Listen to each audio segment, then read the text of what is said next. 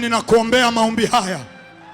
Mwezi wa tatu, kila kilichokuwa kimekufa kitasimama na kwenda. Biashara yako itainuka na kukupa faida. Kazi yako itainuka na kwenda. Kwenye biashara utapata faida. Kipawa chako kilichokuwa kimekufa kitatiwa nguvu na kusonga mbele. Hautachekwa tena mwezi wa tatu. Wataitafuta aibu yako mwezi wa tatu, hawataiona tena. Wataitafuta aibu yako, hawataiona tena. Watayatafuta machozi yako mwezi wa tatu, hawatayaona machozi yako. Maana Bwana anakupa kicheko. Bwana anakusimamisha tena. Mungu anakusimamisha penye nafasi tena. Bwana anakufanyia njia mahali pasipo na njia. Mwezi wa tatu utasimama na kwenda. Biashara yako itasimama na kwenda. Kazi yako itasimama na kwenda. Waliokucheka watakusalimia kwa heshima. Waliokudharau mwezi wa tatu watakusalimia kwa heshima. Waliokuona ufai mwezi wa tatu wataiona heshima ya Bwana kwenye maisha yako. Waliokuwa wagonjwa mwezi wa tatu wanapokea uponyaji, wanapokea uzima,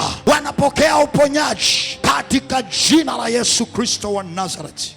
Zuia sauti yako usilie, kwa sababu Bwana anakusimamisha mwezi wa tatu. Ulinisukuma sana ili nianguke, lakini Bwana akanisaidia. Mwezi wa tatu utasimamishwa na Bwana. Mwezi wa tatu utasaidiwa na Bwana. Mwezi wa tatu Mungu atakusimamisha tena. Machoni pa waliokuangusha utasimama tena. Nyota yako itang'aa tena. Biashara yako itakupa faida tena.